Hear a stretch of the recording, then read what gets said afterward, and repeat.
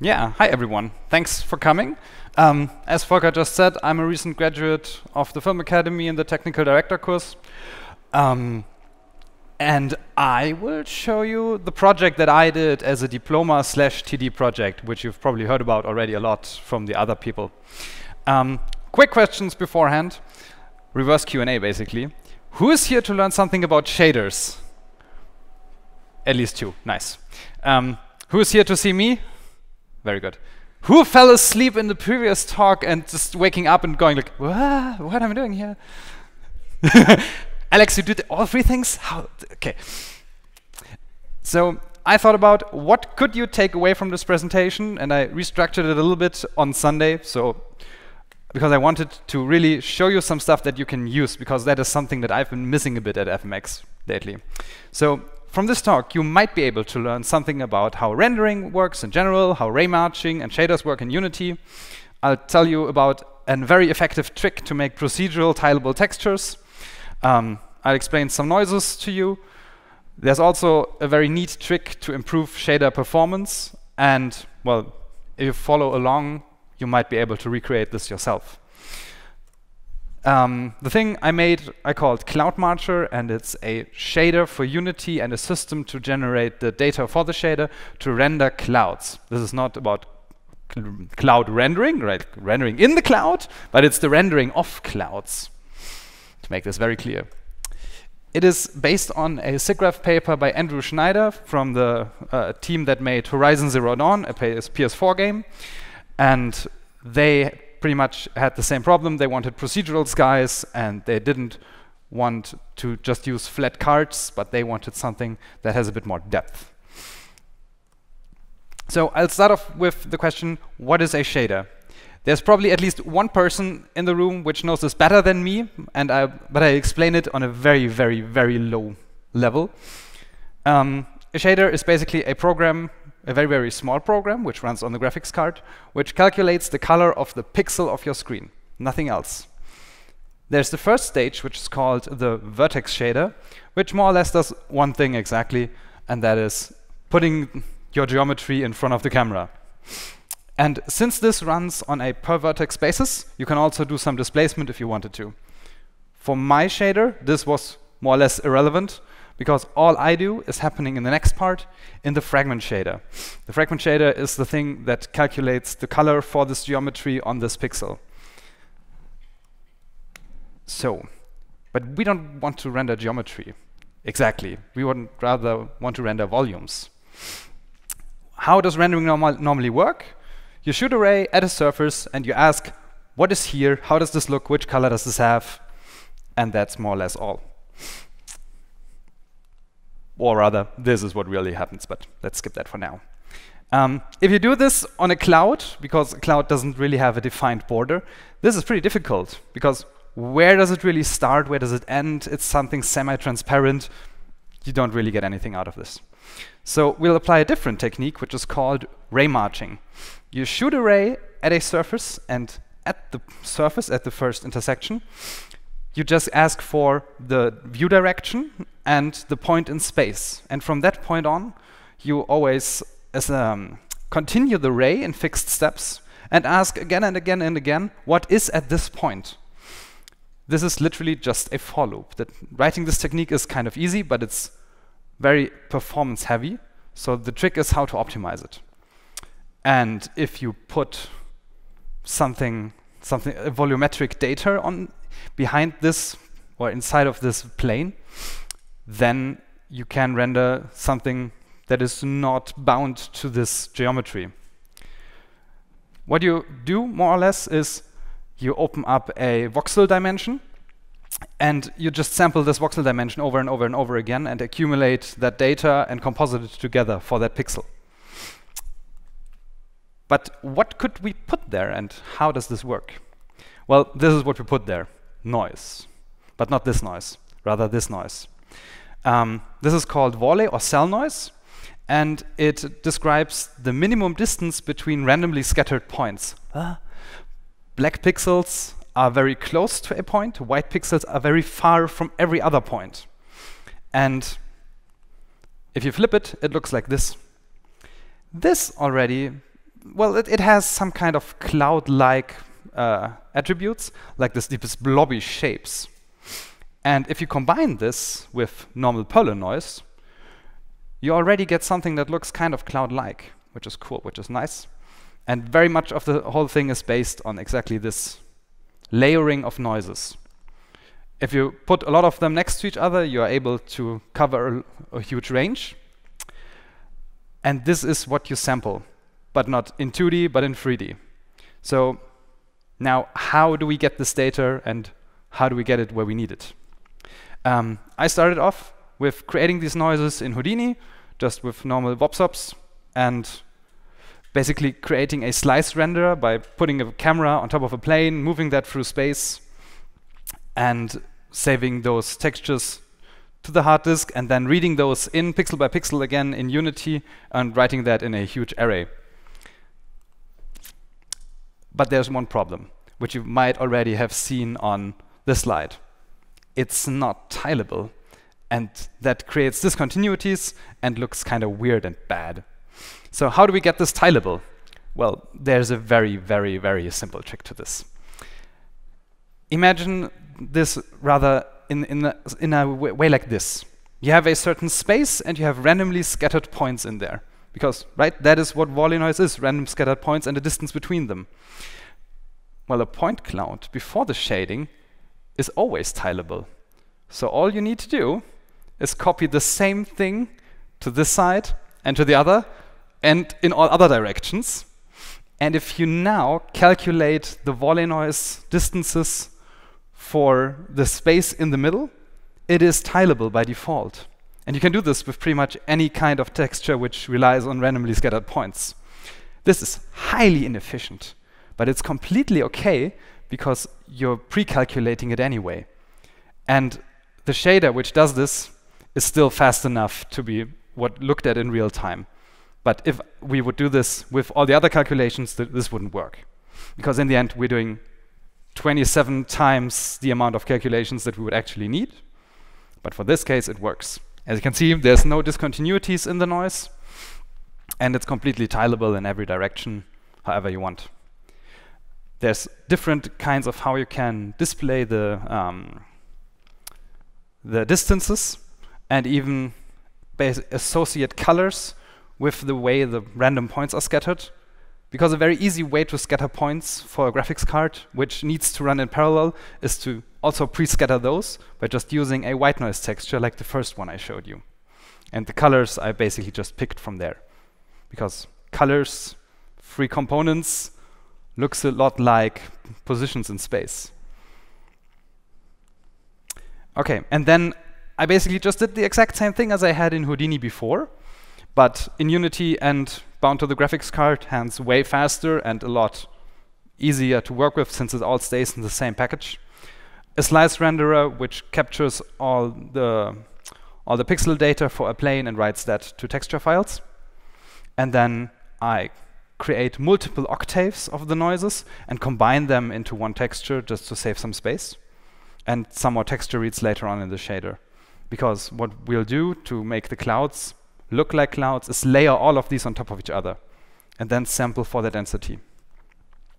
And this already makes us able to render this, which is clouds from underneath, but completely without any shading, really, really flat, and not that nice to look at, but the shapes already are pretty much spot on. So let's talk about lighting those. There's 3 components that go into this, and this is very straight from the original paper. There's these 3 parts, which is Beer's law, which is also known as Lambert shading, more or less. It is transmittance described by density. There's this Hennier-Greenstein function, which was originally developed to calculate clouds in space, but works just as well for normal clouds, but it's also quite efficient and describes the forward scattering inside of the cloud of the light. And there's this in-scattering probability part, which describes a very interesting feature of clouds, which you probably never have noticed when looking at it, but now that I tell you about it, you will see it all the time. When you look at clouds, they sometimes have very bright borders, even in spaces where they shouldn't have, and in crevices, in deeper parts, which should normally be darker than the outside parts. But as light enters a cloud, it bounces around of little water droplets, and the deeper it goes into the cloud, the higher the probability is that there will be a ray that bounces out again to you. And this basically creates a higher probability for crevices to be light than the outer bulges of a cloud, which is completely counterintuitive, but accurate. If we look at this step by step, no lighting on the top, just doing Lambert shading, like n.l, like normal direction multiplied by light direction, and then add this transmittance effects, and especially this powder effect, because powder, powder sugar behaves exactly the same way, coincidentally. We get the last picture, which has very much all the cloud attributes that we want. And to turn this into a shading function that we can use, we basically look at how much energy does the cloud material conserve. And all that is in the paper is basically recreate a curve that has this specific attributes all built in. And then we base the entire shading on the density of the cloud. Base your entire shading on one parameter that you know about, because that's the only thing we're sampling at this point. Plus, it's easy if you only have one thing to take care of. So we get the curve on the bottom right, and this basically describes if there's a low density, then it won't be very bright. If we go a little bit higher with the density, it very, very quickly, there's a lot of brightness in the cloud. And if there's a lot of density, then the brightness falls off again. Pretty straightforward, right? Don't need a mathematician's degree for that. Kind of, yeah, though you do. And if you implement all of this, because the formula is also given in the paper, I didn't have to find out about that myself, you get a lot of cloud-like and also some very, very abstract possibilities to shade these. But in the end, it's very simple. On a surface level, at least, density to energy. So now that we have clouds, we might want to do some more stuff with them. For example, how about put some stuff in there and make them actually show up? Because at the moment, we're just rendering the clouds on top of everything else. And that isn't really useful. What you can do is you get a depth pass image, and then at every sample point of your ray march, you always calculate the distance to the camera, and then you can simply compare, is this point in front of the depth pass or is it behind? And if it's behind, you can discard all the other samples that you would do, and you get automatic depth integration with any object you would put in there, or any object that writes to the depth buffer. And that is actually quite the performance optimization already, since everywhere where something in front of or inside of a cloud, the shader won't execute anyway. So now that we have stuff in the clouds, these things might throw shadows. But since this is a shader we're writing ourselves and from the scratch entirely, well, we need to write the shadows ourselves as well. But we can do something very, very similar. We can do depth map shadows. Depth map shadows work in the following way. You take a depth pass image from the perspective of the light, and then you can do a matrix multiplication with the camera to sun matrix, so the camera matrix multiplied by the sun matrix, or your directional light matrix, and you get the point that you try to shade or which you try to find out something about from the perspective of the light. Sounds similar? Maybe. And then you can, again, compare. Is the point I'm currently shading or sampling behind the light depth buffer, or is it in front? If it's behind, then you know there will be shadows. Unfortunately, this is only for hard shadows, but the trick I'm showing at the end will also make these soft. but it's a very simple way of getting shadows on any other object. There is one thing, as an artist, you would need to interact with this system, which is the weather map. The weather map looks like this, and is basically split into 3 parts. The first thing is cloud coverage, which describes here is a cloud or here is no cloud. So you can put basically anything in there. If you want a specific shape, you can you can draw that into that there, and it's really easy to make those. You can just brush them in Photoshop. The second part is a precipitation or a density multiplier map, which you could use to make thinner clouds, very, very thick and dark ones. And the third part of this texture describes the cloud type. Because as you might have seen earlier, I have 3 different kinds of noises inside of this volumetric 3D texture. And I use these to create different types of clouds, like big cumulonimbus thunder clouds and smaller sheep-like cumulus clouds. And you basically use this texture to describe black is the one type, white is the other. And now this is one of the coolest tricks about the whole thing, which I call spatial blue noise dithering, which is something that I took from this talk, which is from a company called Playdead, who made the game Inside.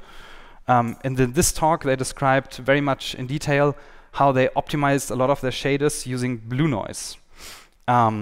This is blue noise. Blue noise looks a bit weird because it looks like it has a structure, but it is actually very random. Compared to white noise, it behaves also very, very differently. This is weird. If we zoom out twice, the white noise still looks kind of the same, but the blue noise turned completely gray, or nearly completely gray. This is because blue noise has a stochastically perfect distribution of values, and it's like the best noise you can have. But it's really difficult to calculate. Luckily, Unity ships a few samples of that with their cinematic image effects, which are just Creative Commons licensed, so you can use them as well. And when I say stochastically perfect, this is really, really nice to look at. On the right, there's like the levels in Photoshop of white noise, which looks kind of okay. Yeah, this is an even distribution, right? Right. This is so dense. This is like the worst thing for compression. This is just values everywhere in the whole range. And you can use this for a very, very interesting purpose. You can offset your ray sample or your ray marching positions with this.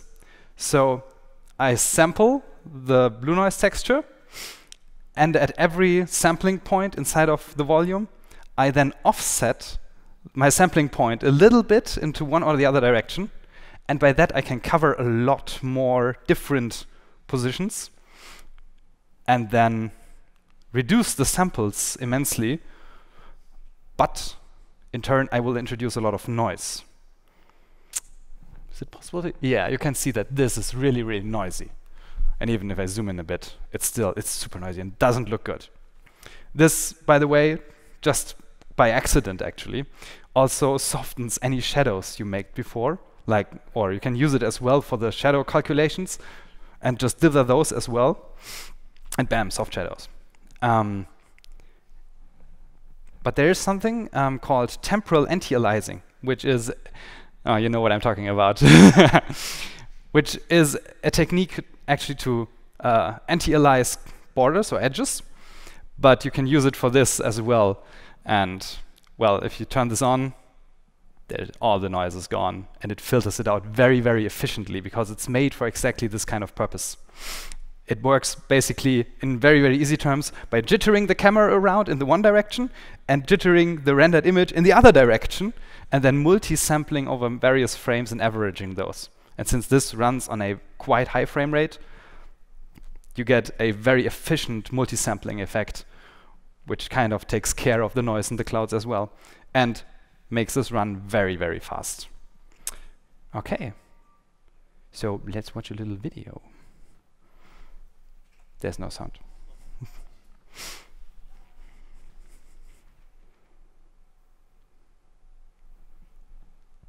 this is obviously straight captured from Unity.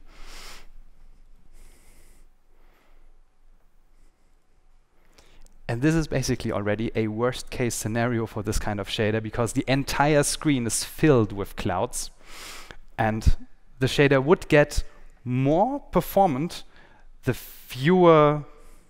more things are in front of the clouds, obviously, or the fewer space it takes up on the screen. And this still works very, very fast.